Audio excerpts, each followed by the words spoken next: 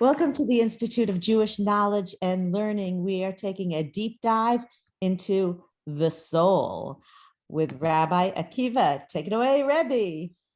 Thank you, Kim, and on behalf of everyone there, and behalf of all of Israel here, I want to wish you Mazel Tov, Kim. What a wonderful, beautiful miracle. So all of Israel here is ecstatic and welcoming your new little grandson into the fold. And when is the bris? On Friday. On Friday. So he will be officially welcomed into the covenant of Abraham on Friday, and we couldn't be happier for a new addition to our people. Let his destiny unfold in miraculous ways. Thank you so much. Okay, so friends, you mentioned next week is going to be the last of the last session on the soul. That's for this year. I think we're only scraping. I think this should be a kind of a constant. At least once a year, we should spend 5 sessions on the soul. so next year, I think there might be another one. So friends, what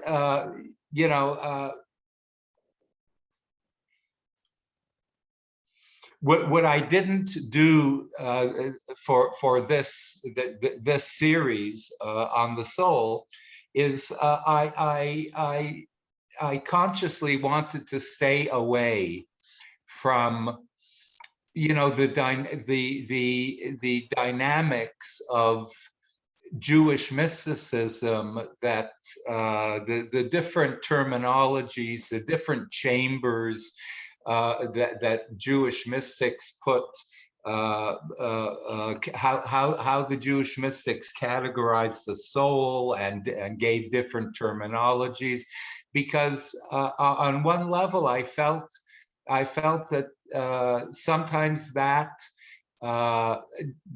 those very clear and very true categorizations, I think, still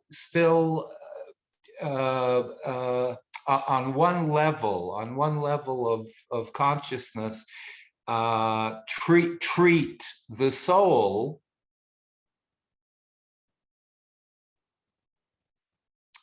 like an object or a subject that requires definition. So I wanted to stay away from that, terminologies about the soul, and to really kind of pierce through all of those kind of definitional things and leave it a little bit more purer. But the Jewish mystics certainly have something terribly important to say about the soul, but I think as an introduction, it requires something a little bit more, a little softer than their terminologies. So we concluded last week that there certainly must be a willingness on our conscious part to want to dig deeper into the depths of our own selves. If we don't feel that yearning, I might be preaching to the choir here, but there are certain personalities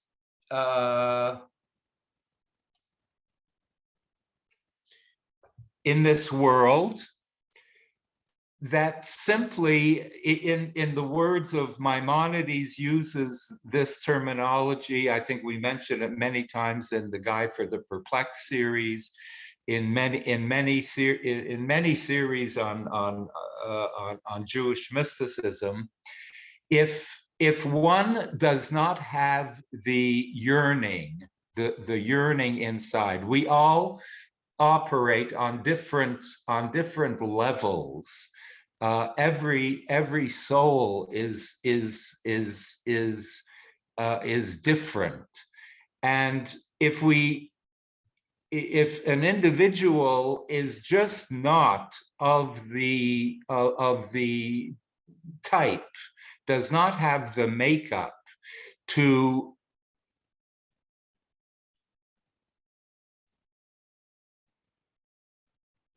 recognize a deeper yearning inside of them, that is a constant kind of fire burning for inquiry, for searching deeper and deeper and deeper. Maimonides and the mystics say that that's why they say at the end of many profound thoughts and ideas that they present, they many times end with each one according to their capacity. So they say that this is the truth. However, they do recognize that each person is different, and some people have yearnings that are extremely deep. Some people have inclinations, deep inclinations that they recognize that were there from birth. Mamish, they recognize. I have spoken to many of you in private conversations when you tell me that you have felt such and such from the earliest of ages, and that has been recognized as a part of your inner makeup, but before you were even capable of thinking, or before you really matured, there was something in you that was there. So each one according to their capacity. But we ended last week that there at least has to be a willingness and a yearning in order to continue with our journey towards our soul consciousness. There has to be a yearning and a willingness to dig deeper, that we have recognized within ourselves that there is something more to us than lies on the surface of us. And there has to be a willingness for exploration.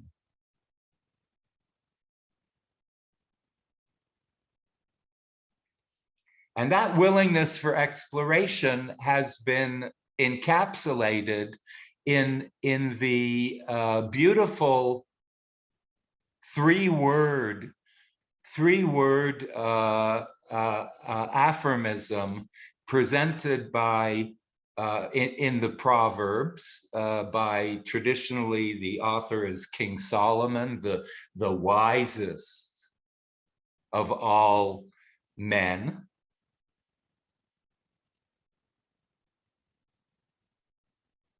A little three-word aphorism, which we have mentioned many a time, which is Da et atzmecha. Know thyself.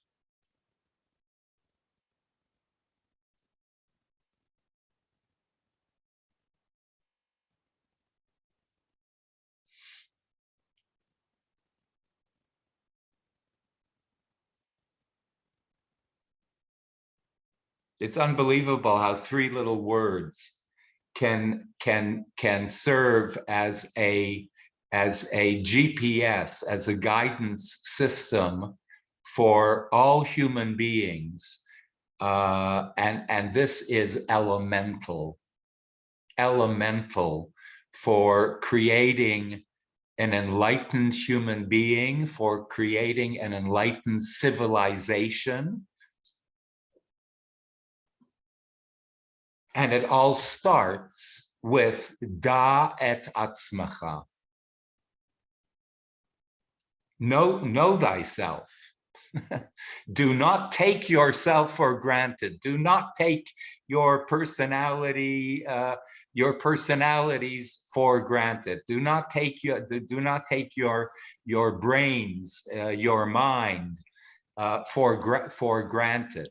There is an element there of Da et Atzmacha, knowing thyself, that is going to serve as an unbelievably vital and important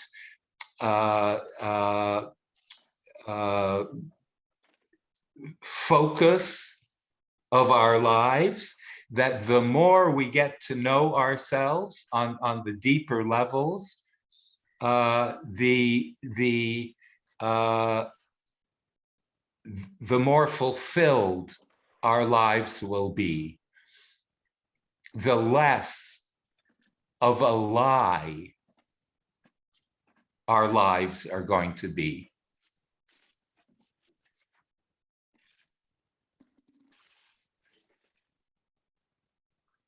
And there's two ways in order to fulfill that Da et Atzmacha. And the first way is the way we all know. It requires a proactive look. It doesn't happen all by itself. It requires a proactive type of willingness for self-introspection and analysis of self on the behavioral level, on the mental level, intellectual level, and emotional level. It requires a self-analysis. And if we can't do it by ourselves, what do? We seek guidance and seek out psychotherapists and psychologists and psychiatrists in order to get to some semblance of self-understanding, because we are very infinitely complex entities, and sometimes we do need help. But all of the above, the psychotherapy and the self-introspection, is just the beginning, friends. It's just the beginning.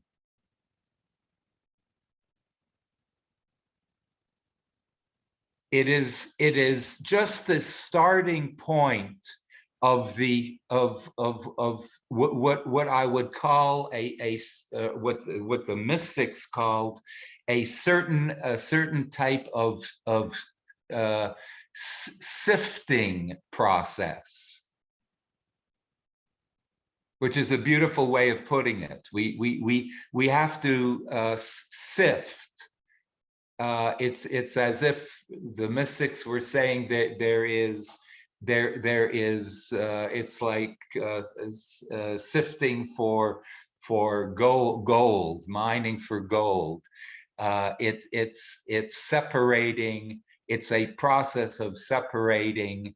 Analysis just generally is separating the true from the untrue, the dross from the gold. So it begins with a certain type of sifting process,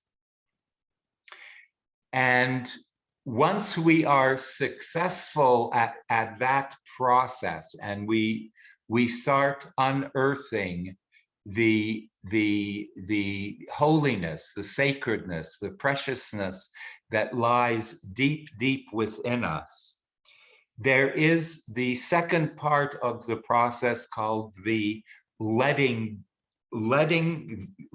go process, the letting the self, the essence of ourselves, just be.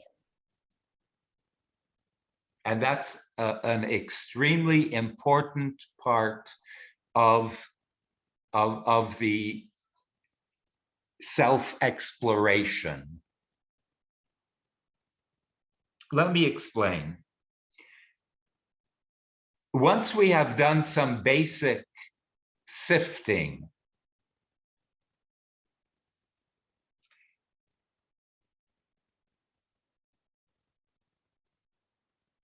our Jewish masters of wisdom tell us that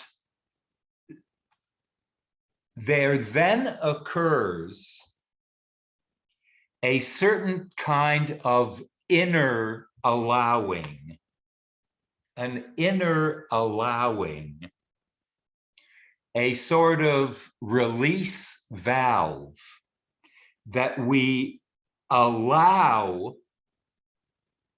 ourselves to let flow.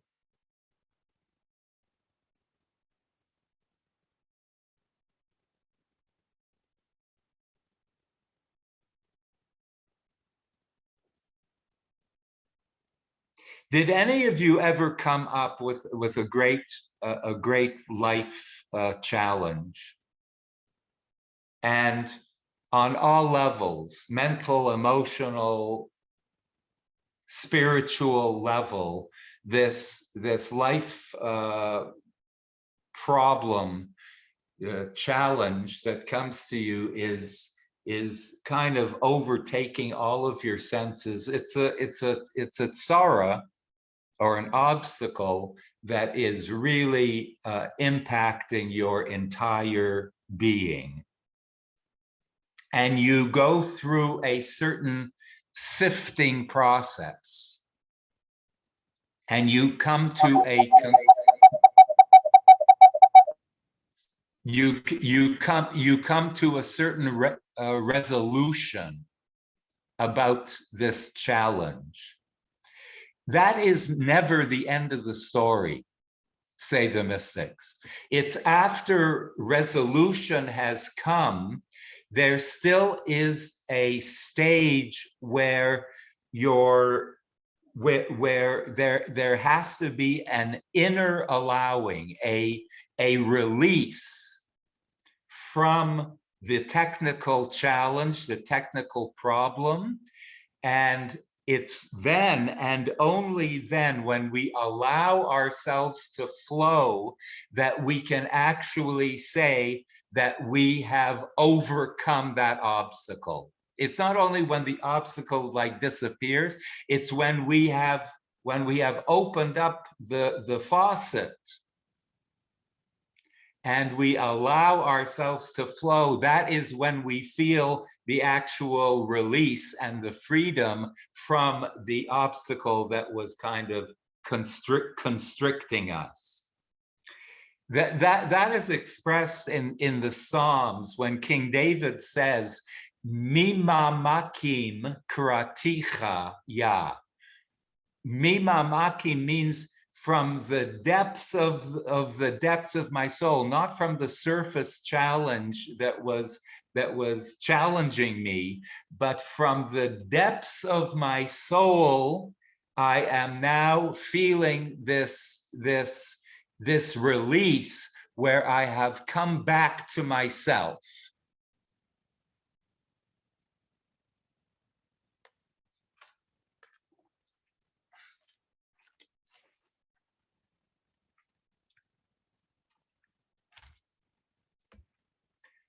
Friends,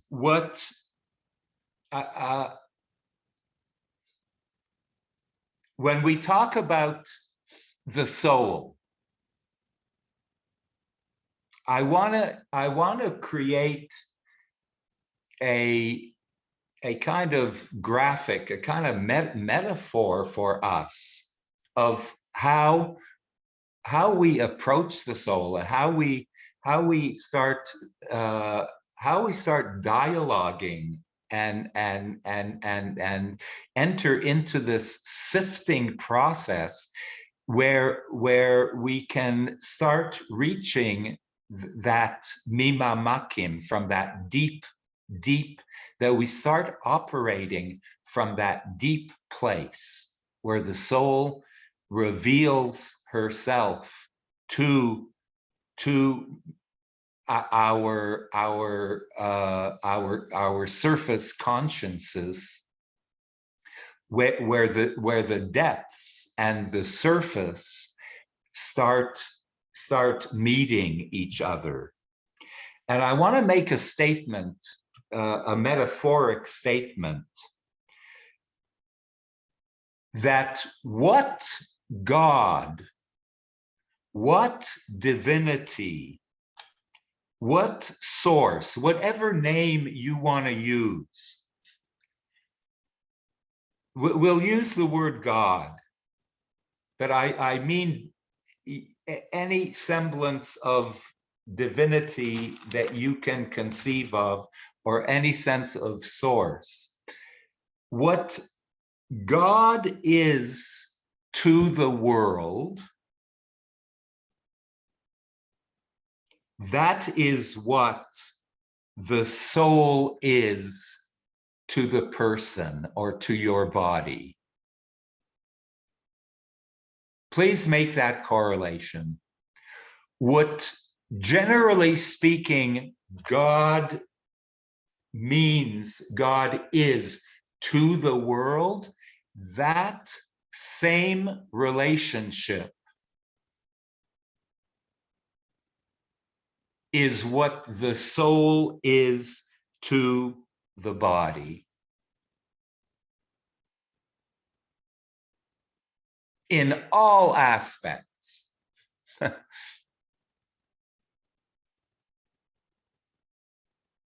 Just as God is invisible to the world, so the soul is invisible to your person. Just as God is infinite, so the soul is God is infinite in relation to the tangible world, so the soul is infinite in relation to the finiteness of the body.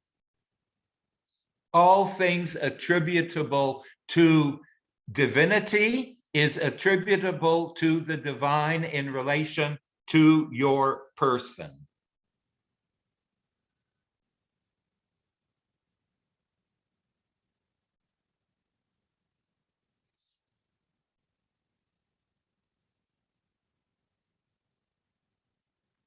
I want to introduce another metaphor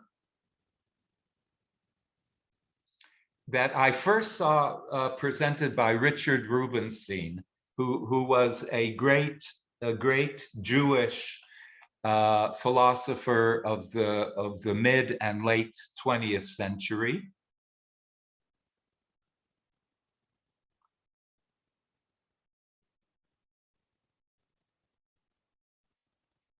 And I think the metaphor that I saw him present, and later on, I've seen others present it, but I first saw it by him, so I call it the Richard Rubinstein metaphor.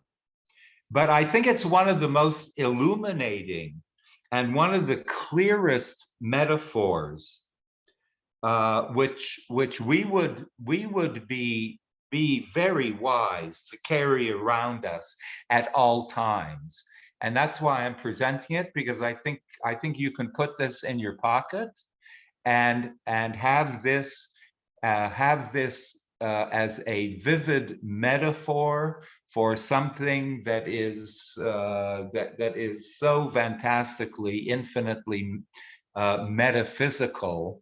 And that's why it's so important. You can carry it around in your pocket. And that is the metaphor, excuse me, and that is the metaphor of the ocean and the wave. In this metaphor, the ocean is our soul. Picture it in your mind. Picture it in your mind, Chevra. The ocean is our soul. The soul is our ocean. That is, that our souls is the part of us. It's not a part, but I have to call it a part.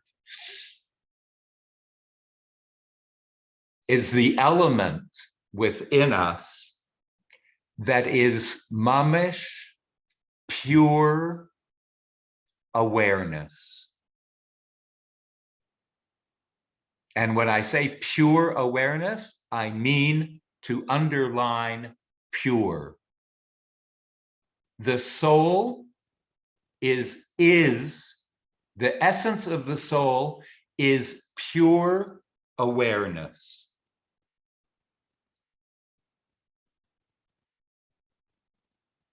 It is non-dual, non-dualistic. It is perfectly clean. Elohai Neshamah shanatata bi tahorahi. It is perfectly clean. It is pure. It is like a clean screen upon which all of life, which is the wave, upon which all of life is projected upon.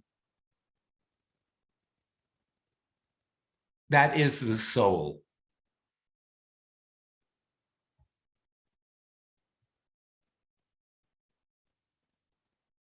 The soul is pure awareness. The wave is our lives. The wave is the multiplicity of experiences that the ocean provides, but the wave is really always inextricably attached to the ocean.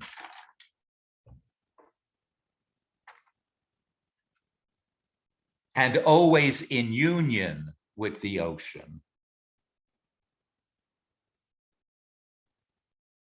So, friends, imagine you all live in Florida, and I used to go to the ocean just to experience Richard Rubinstein's metaphor. I used to go to the ocean just to watch and just to remind myself of this metaphor of the ocean and the waves. Waves and ocean, ocean and waves. And for those of you that live close or that like the ocean, do some strong meditation on this metaphor next time you are there. And concentrate your focus on the tip of a wave forming in the ocean, how the wave comes into life, how the wave is born. gradually from some gravitational pull in the ocean, and how a large wave eventually starts growing and growing and growing, and then it peaks into one of those white little wavy peaks, and then appears as a wave, and then slowly but surely starts going down, descending back into its source, back into the ocean. It's event on so many different levels. It is worthwhile meditating upon. And I want to ask you a question. I want to ask the wave a question. If we and our life experience is a wave,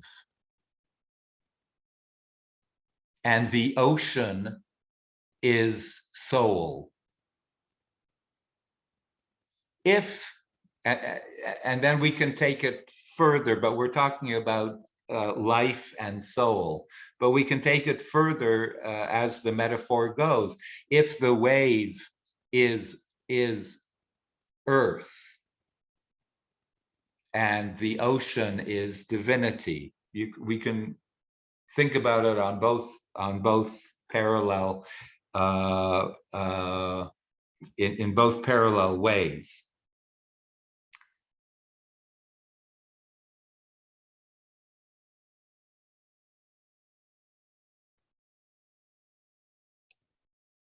I would ask the wave, I would ask us.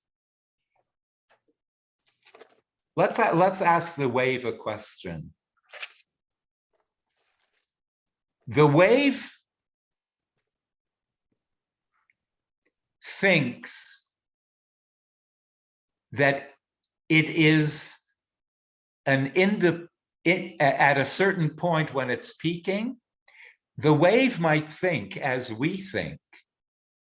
We might think that we're independent entities.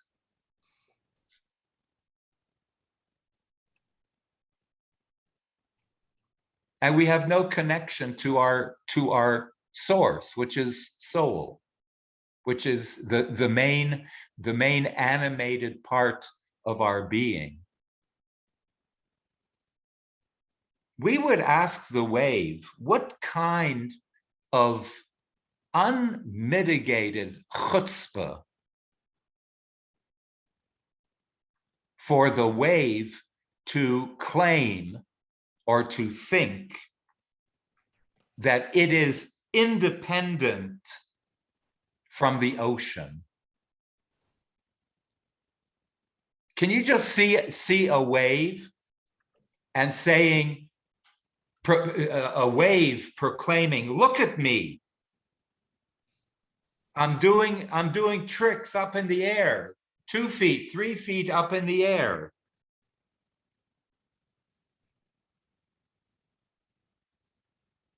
That's what the wave is claiming to the ocean.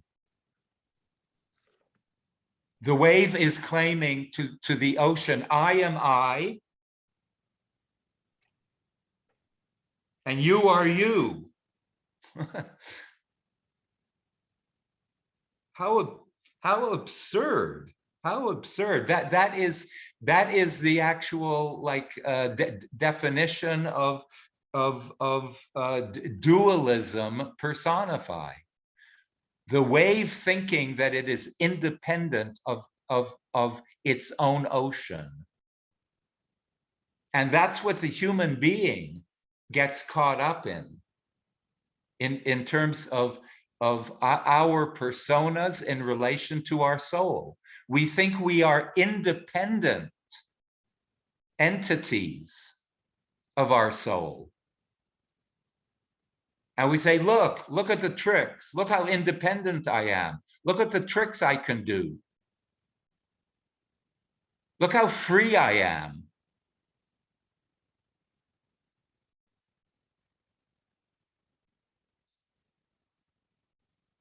And we get caught up in that. Human beings from the beginning of time get caught up in that supposed independent way of thinking. And it's as absurd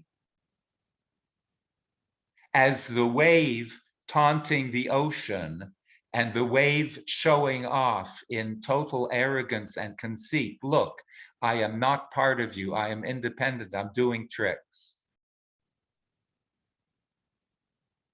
Until in around 2 or 5 seconds, the wave will be forced to realize that in the end, it's taka true. It reached a certain height, did a few tricks, but inevitably crashes back into its source, the ocean. For individuals, friends, that are trying to evade the presence and the energy of soul in their life, is as absurd as what the wave was claiming to the ocean. It eventually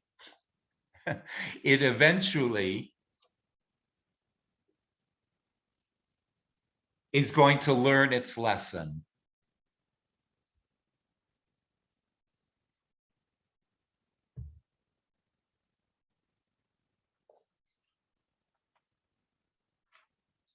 When we begin to realize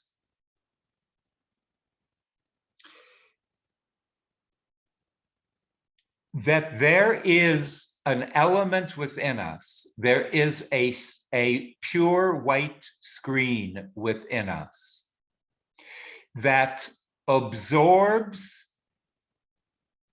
everything that we do and everything that we think.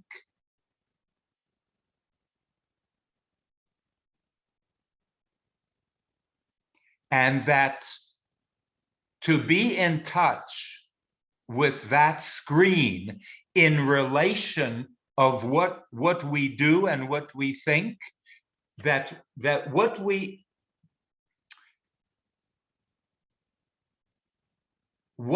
are has to always be gauged in relation to that pure screen of pure awareness. That is the only time when we will really, truly be considered living. It's only when that connection is going to be made. Once we realize that, our entire lives will change. Our entire perception of life will change.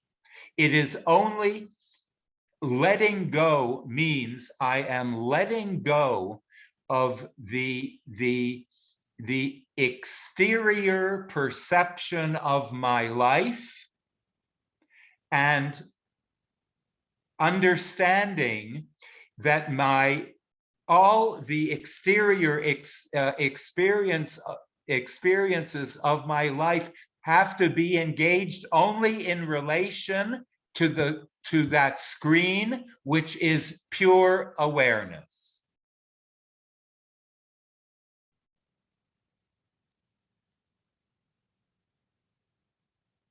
Everything else, if that is not done, remains illusion.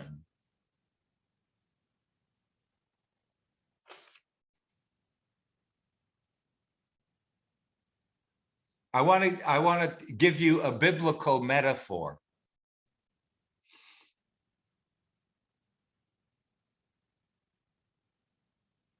It is only when pure awareness in our lives becomes a player, becomes included in our consciousness, becomes dominant in our consciousness, is when life is really going to get out of the category of illusion and become really real.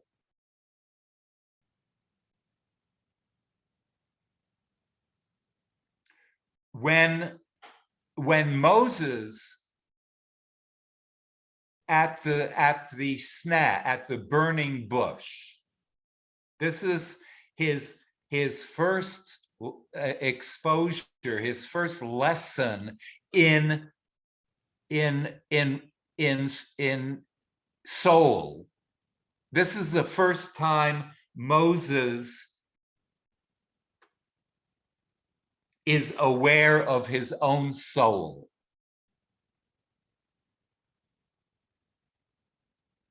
This is his first exposure to what pure awareness means.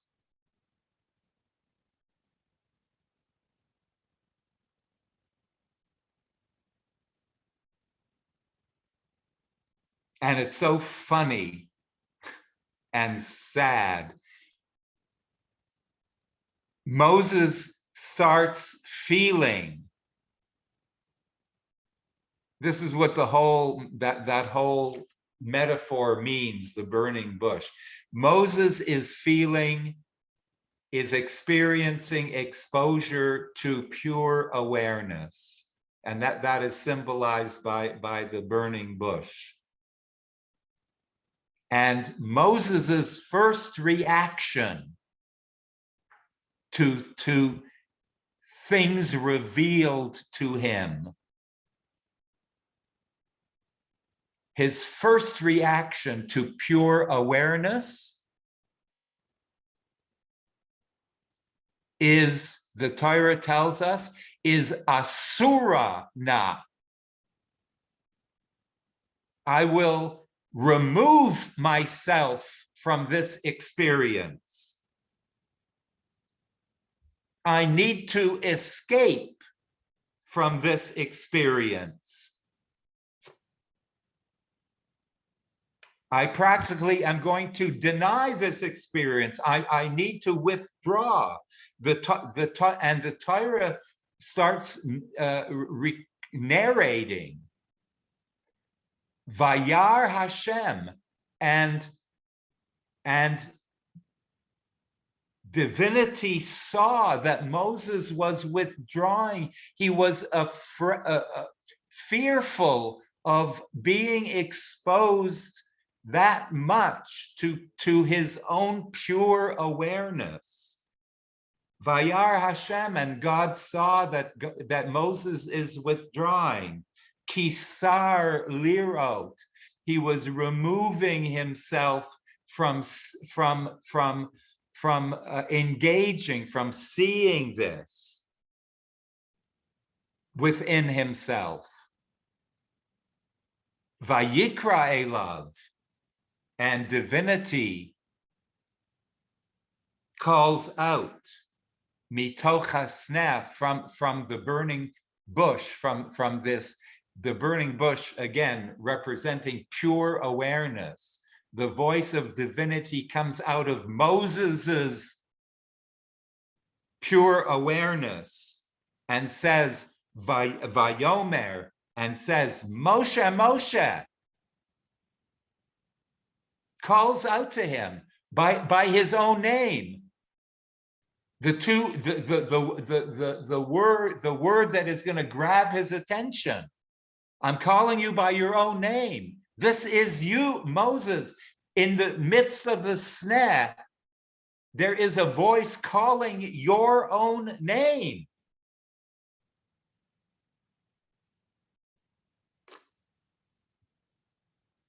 Moses wants to run away from this epiphany. We don't like We are afraid of confronting the purity that lies within us, because you know what, you know why. we might become aware of something that we don't like,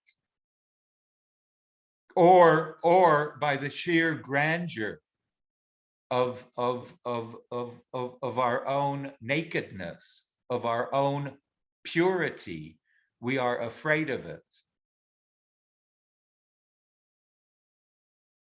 And then a voice comes out and says, Moshe, Moshe, this is you.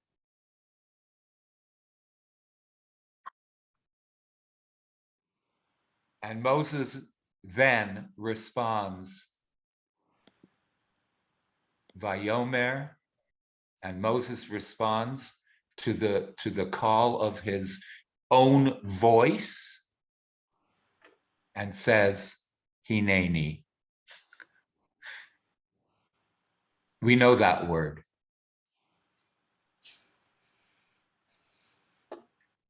Abraham said it in the same kind of scenario. Vayomer Hashem Avraham, Vayomer Hineni. And here Moses says, Hineni. Do you know what Hineni means? Everyone knows Hineni means I am here. But you know what the construct in Hebrew of Hineni is? The most beautiful construct in the world that we have to have on our lips all of the time. Hineni simply means Hine Ani. Hine Ani. I am here. Here I am.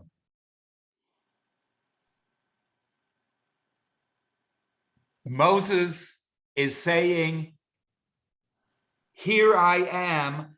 I am desiring now. I understand now to plunge into my own I. I am ready and willing to have revealed to me the true essence of my I, of myself. Hine ani.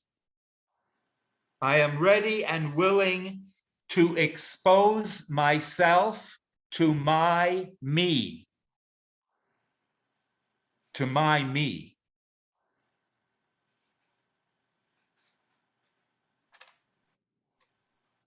That's a gewalt. That's an epiphany.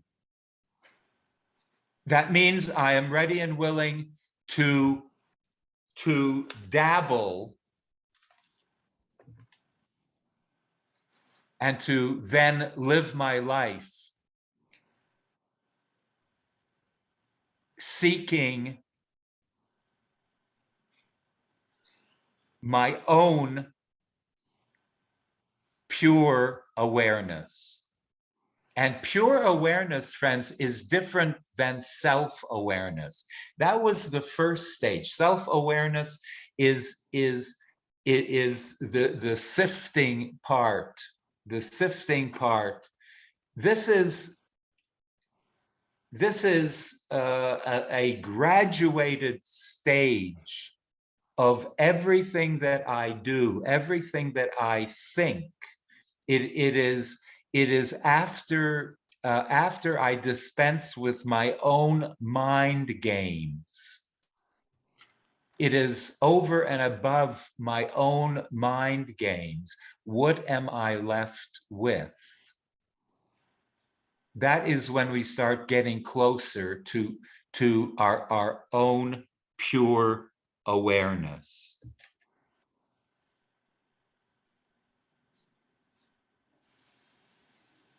And I want to reinforce this idea, the existence of this entity within us that that through which every experience in our lives has to be gauged with. When Moses is again not at the burning bush, but when he's on Mount Sinai, and this is something that I actually, Kim, when you were in Israel, you mentioned this for like 1 second. Akiva, remember that lecture 3 years ago? She remembers better than I do. Remember that lecture you gave? I want to remind all of us what Kim reminded me, because it fits right in here. When Moses is on Mount Sinai, and the verse says, "Go up to Mount Sinai, climb the mountain, and I will, my presence will descend upon the mountain, and you come up." And this is the story of the giving of the 10 commandments, the 10 utterances, the two God-made tablets. So God instructs Moses to ascend the mountain, and then adds 2 little words, 2 little awkward words that all of the commentators ask. He says, "Go up the mountain, stay there, and I will meet you, and I'm going to give you the 10 commandments." But 2 words are added, and God says, "Vehyeh sham," and be there on the mountain. Ascend the mountain and be there, and then goes on. So everyone asks, what does it mean, and be there? If he's asked to go up the mountain, he's going to be on the mountain. He's going to be there. The divine voice does not have to say, "and be there."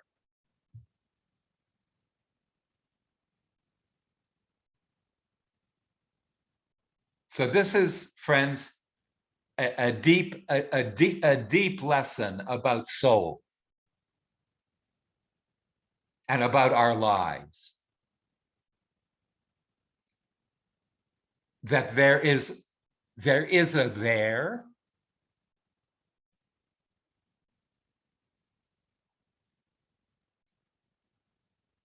and then there is a being there.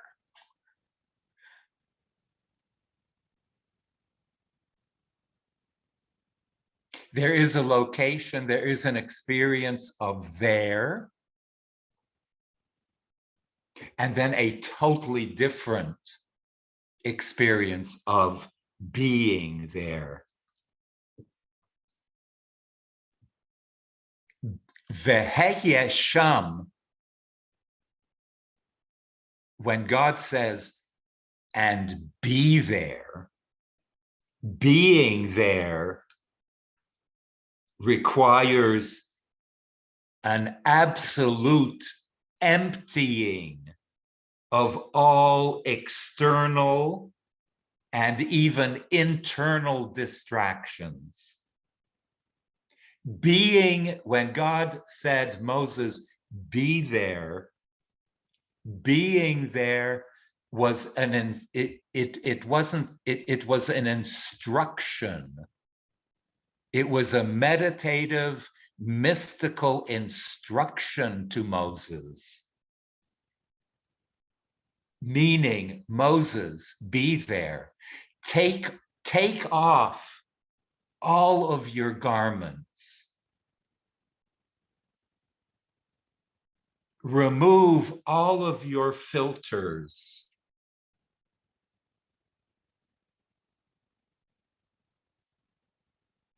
Come and prepare yourself for a stage, a meditative,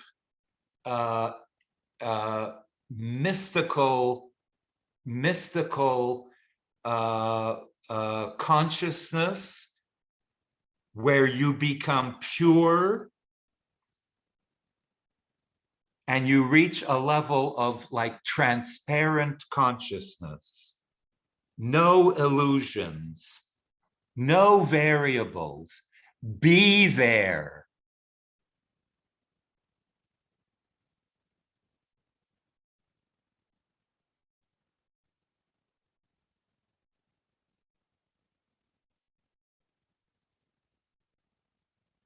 How often do we find ourselves in situations that are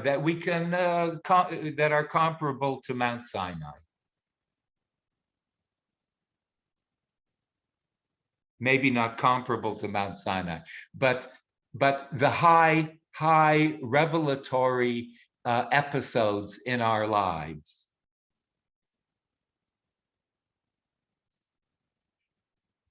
How often do we experience high experiences, and we ourselves are marred and obscured by our own inability to attain fully a kind of lofty and magnificent state of simply being there?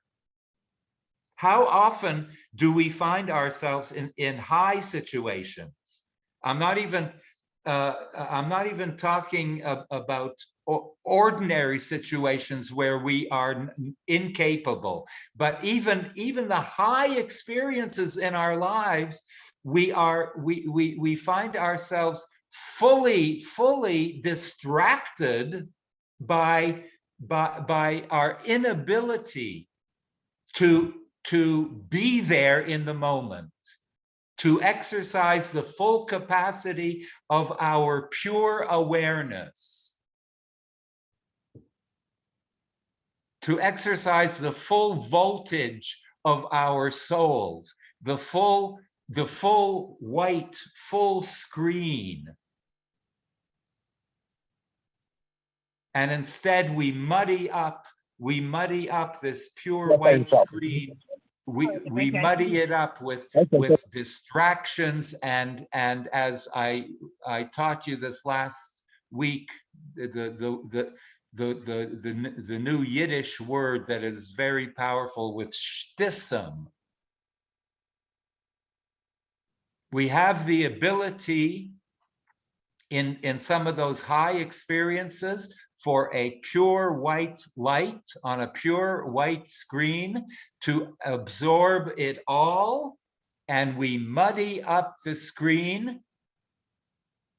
And what we get out of that high experience is only 5% of what the screen was capable of transmitting to us. And that's even in high experiences, much less the experiences, the ordinary experiences of every day, is because we are so full of distraction and our white pure screen is so muddied that we're losing half, 3/4 of our conscious lives because we are full of distraction, because we are not allowing our soul and our sense of pure awareness to come to the forefront. We are allowing garments, and muddy garments at that, to obstruct our vision.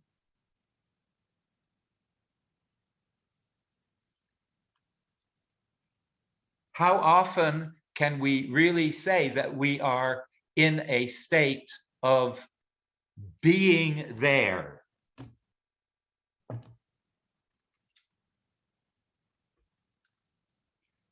Friends, it takes conscious effort and training and discipline and gevura,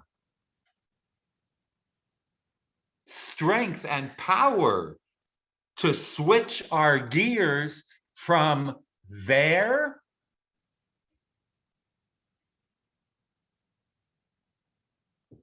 or here to being there or here. Their state of consciousness, in effect, means that I allow myself to simply be a recipient of external stimuli. That's what there means. I'm allowing myself, like a shmata, like a little puppet, I'm allowing myself to be entertained and to be a recipient of life's stimuli, whatever that stimuli might be. It might be anything. It might be divinity. It might be spirituality. It might be nature exposing herself to us. It might be other human beings interacting with us. So there means I'm allowing external stimuli I'm allowing that to be exposed. I'm exposed to it, and I'm taking it in, and whatever happens, happens. Mazel tov.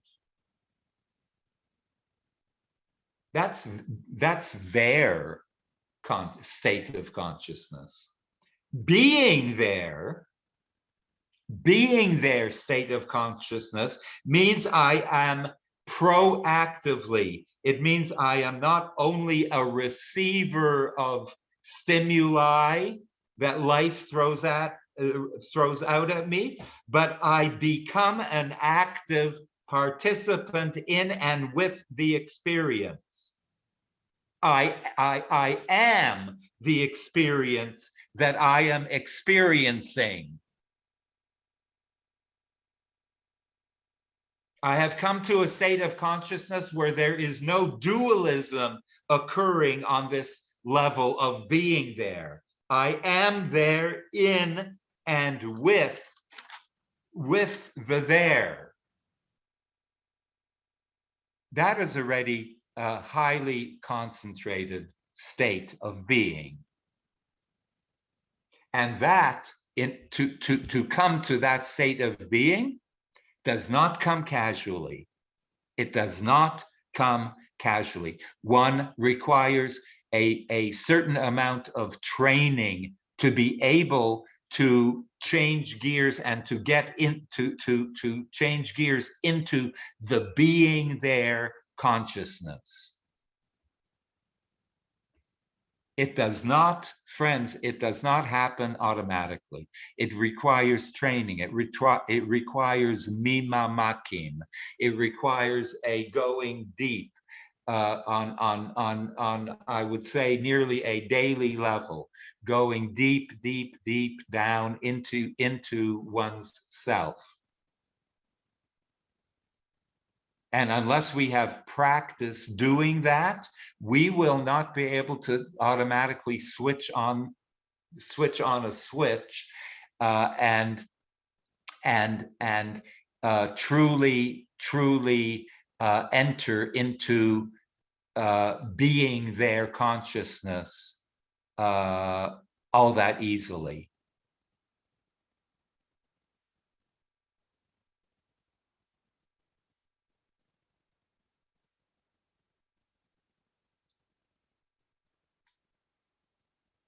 The difference between there and being their consciousness is no different.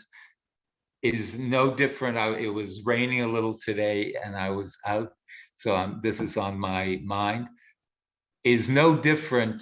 Their consciousness and being their consciousness is no different than a closed umbrella, which is, it takes up space, it's very narrow, and an open umbrella. Being their consciousness is an open umbrella.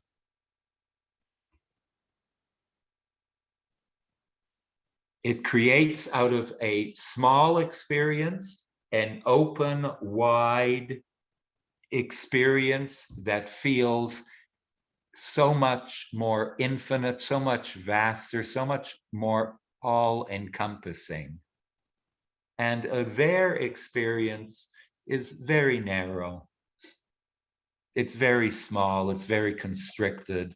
It hits you, external stimuli hit you for a minute, you feel it, and you move on.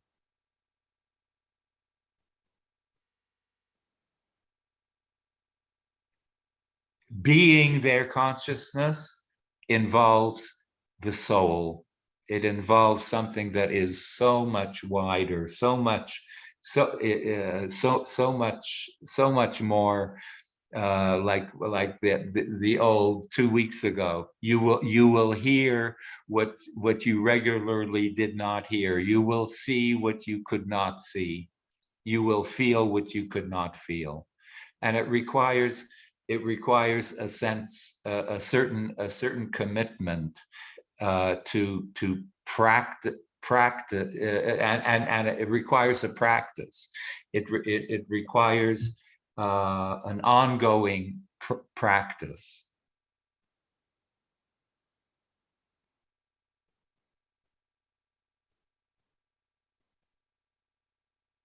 When we get good at that, when we get good at absorbing on a soul level, on a soul consciousness, on a pure awareness, we come to that place within our consciousness to differentiate, of differentiation. We leave the realm of externalities, and we jump into the wave. It's when the wave, when the wave has an inclination that it is a little independent, that moment when the wave starts dipping back into its source, back into the ocean, that is when our experience of life starts becoming in every little ordinary thing is mamash, turns into a gewalt, because we are operating on a frequency of pure awareness. That's the level that the mystics used to speak about, of dveikut, of an absolute cleaving and clinging. That's when the mystics speak about dima, of that state of blissful silence that is as loud as anything could ever be. That's when silence becomes auditory. But it all has to do with a shift of consciousness, of when the soul starts animating our thoughts and our feelings. And with proper and disciplined practice, you choose your own practice, whatever works for you. But I'm telling you one thing, the soul consciousness requires, and that's why someone last week asked me a very good question. I forgot who it was, and I apologize. Asked me a very good question about when I spoke of Shavat Vayinafash, that pausing in life, And I said I was going to explain it, and here's the explanation. When I said the soul requires Shabbos, and if we translate Shabbos as just simply pausing for a moment, stopping the insanity. And it's not only the insanity out there, but friends, it's the insanity going on in our own minds.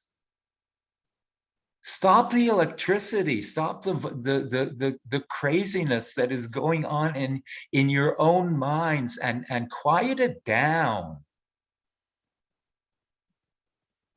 Enter into Shabbos for a second. And you will into a Shabbos consciousness, even on a Tuesday. Shabbos is there in the Torah as a model, is a model day, but Shabbos wasn't restricted to Saturday. Shabbos was meant for every moment of our Tuesdays and Wednesdays. Like, calm down. Calm the insanity that is going on in your brain circuits.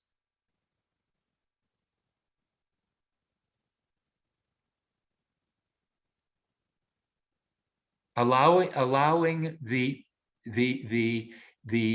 pure awareness that lies within all of us to emerge and to come out of its hiding place. Gewalt.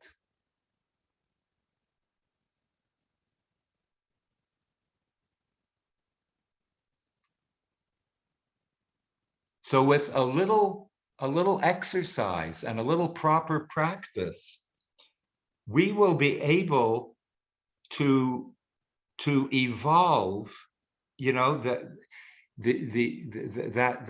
that state of purer consciousness will evolve it mamish into a permanent and a constant state of consciousness within you. It'll become a permanent entity, and it won't be so hard to reach or to jump over that gap. We will have perfected, a kind of switch within us that the entrance into a state of pure awareness will become easy.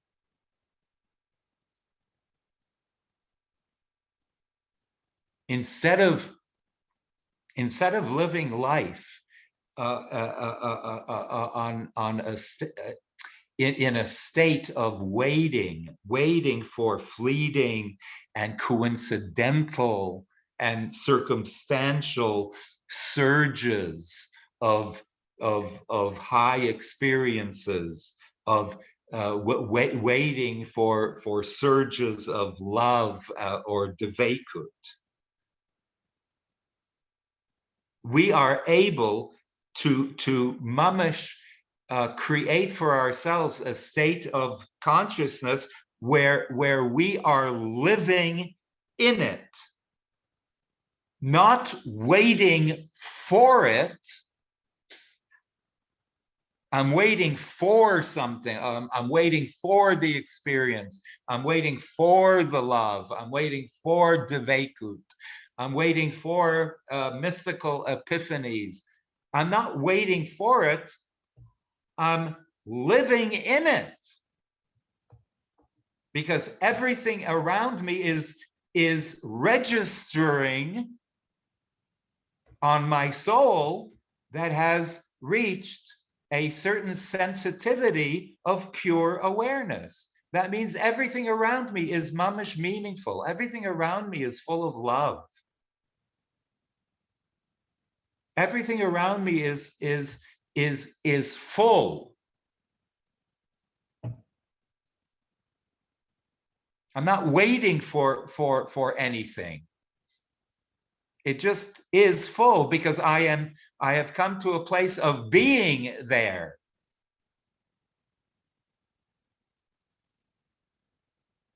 And that's, my friends, that is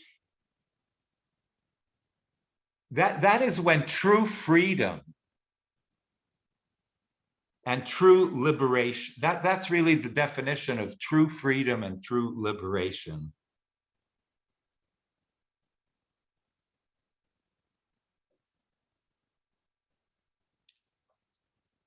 What time is it? 1:18. Oh, good, great. So friends, I've gone on. I just hope I painted like a little picture. I'm gonna kind of end with this. You know, we say Hashem oz le'amo yitain, Adonai yivarech et amo b'shalom, right?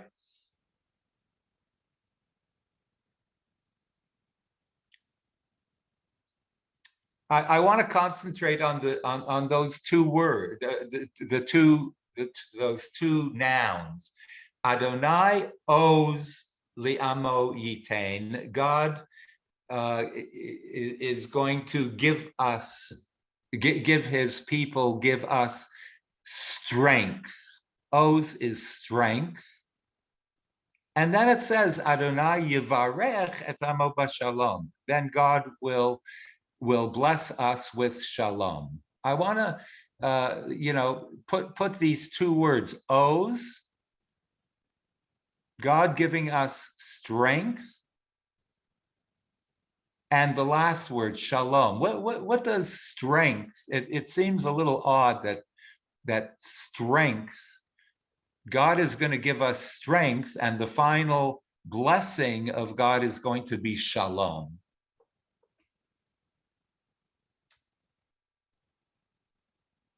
So I'm going to end with this, which is a little musar, a little. It's just a little mindfulness. I think the verse is telling us that it takes initially a lot of strength, a lot of focus, a lot of effort, a lot of kavanah. We can't forget about that word kavanah. Kavanah, which means concentration. It takes in order to uplift the soul out of its hiding place, out of her hiding place. It takes a lot of focus, it takes a lot of concentration to uncover and to reveal our soul's resting place. Our soul is resting. Shuvi, if we have time, I'd love to sing that song. Shuvi nafshi limnuchochi. We say in the Psalms, return, O my soul, to your true resting place.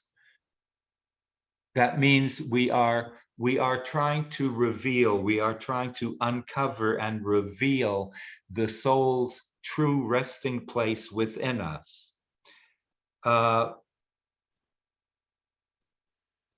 And we have to exert a lot of kavanah into retrieving the soul's resting place and revealing her to ourselves. So that's the O's part. It takes a lot of strength from us. But know, friends, that the end result, after we have put in proper kavanah into it, the end of our journey is going to end up with shalom. It's going to end up with a blissful sense of peace and completedness. There will come to us after a lot of O's, a lot of concentrated effort. There will come to us a realization, an epiphany, a revelation, if you want, of touching an undifferentiated echadness in our lives. We will through this, through the journey of and exploring this pure awareness that we are more than capable of reaching. It will result with an exerted effort on our part. It will result in a shalom, in a state of consciousness where we are walking around with a blissful type of echadness that is comparable to no other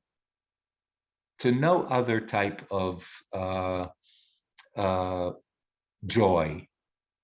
This type of reaching an inner echadness of non-duality is there is no other joy in the world that is comparable to that, and that any and every other joy in our lives is going to be complemented by this underlying awareness of pure awareness.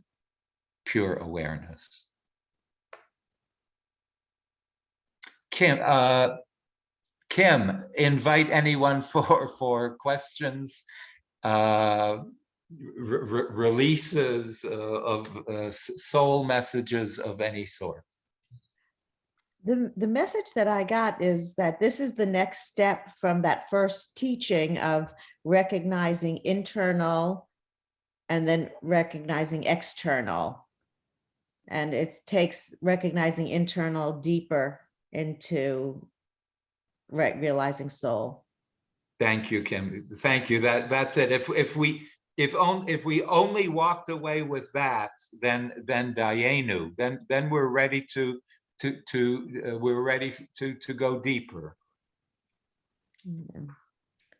And Joan Halpern.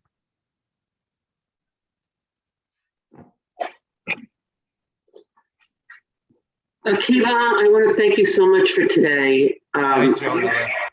You know I'm blessed to live on the ocean. And throughout the entire class today, I've been looking out at the ocean. And I have to say to you, I will never, ever see the ocean the same way I ever saw it before after today's class. Like you said, you see it all the time. So I'm very happy. Thank you so much. This class is with me for the rest of my life. Okay, Joan, this is called, for you, this is called the ocean lecture. Thank you, Joan. I'm so happy. I will be with you. I know your ocean walks, and I will be with you. Watching the waves.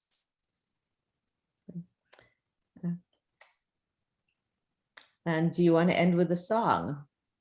Because you get Nita has given you a round of applause. Shall we? All those in favor? Sure. Song Shubi Nafshi Limani. Yes, absolutely. That's what I had in mind. Sure.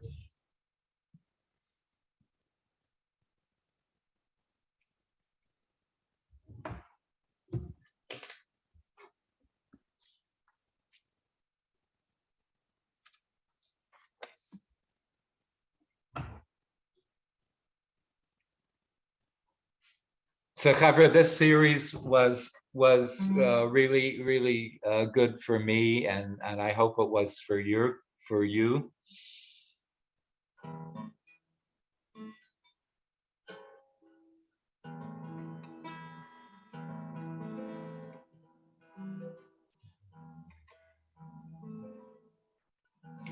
Return, O you, my soul, to your true resting place.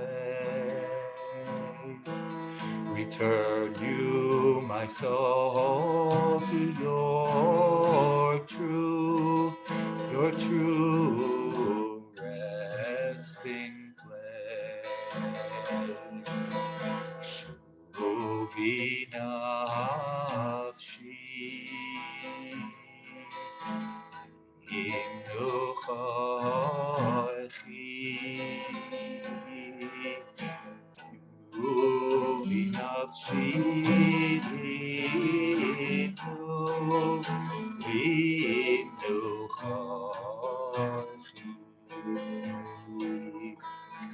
Return, O you, my soul, back to your true resting place.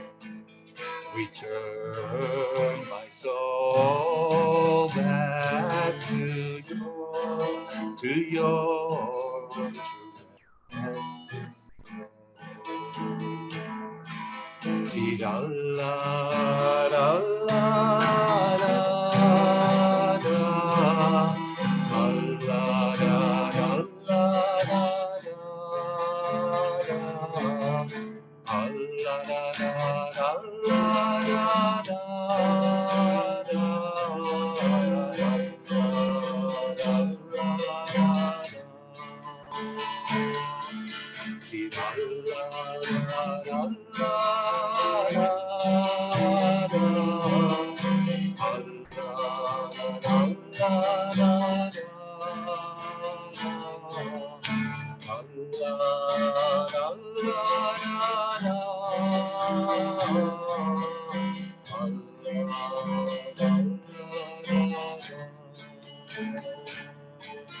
Return, O you, my soul, to your true resting place. Return, O my soul, back to your true resting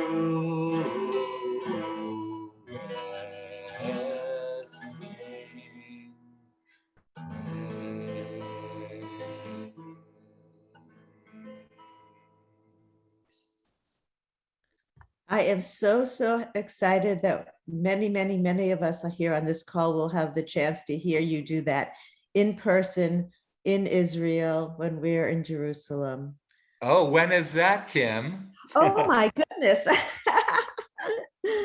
We leave the day, we leave for Israel on the Labor Day Monday. So I can end the recording. Labor Day Monday. Okay.